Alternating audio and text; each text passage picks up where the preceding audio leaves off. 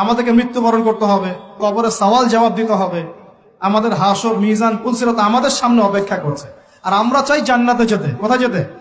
জান্নাতে যেতে। তাহলে আমাদেরকে তো 8-10টা মানুষের মতো চিন্তা করলে হবে না, হবে?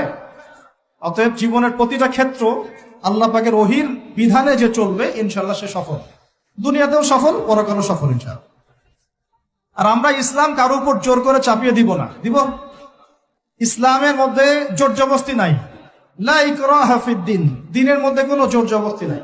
সত্য মিথ্যাকে স্পষ্ট করে উপস্থাপন করতে হবে। যার মনের মধ্যে আল্লাহ পাক হেদায়েত দিবেন সে সত্যের পথে চলে আসবে ইনশাআল্লাহ। যাকে আল্লাহ পাক হেদায়েত দিবেন না, তাকে আপনি হাজার দিন বোঝালেও সে সত্য গ্রহণ করবে না। অতএব ফাযাক্কির ইন্নামা আনতা মুযাক্কির, আল্লাহ পাক বলেছেন তুমি উপদেশ দাও, তুমি শুধু উপদেশ দাতা মাত্র। লাস্তা আলাইহিম বিমুসাইতির, তুমি কারো প্রতি দারোগা নও, কাউকে চাপিয়ে দিতে পারবে না। ফাযাক্কির ইন্নাফাআতিয যিকরা, উপদেশ দাও, যদি উপদেশ কাজে লাগে। সায়াযাক্কারু মান ইয়াখশা, যে আল্লাহকে ভয় করে সে অচিরেই কিন্তু উপদেশ গ্রহণ করবে।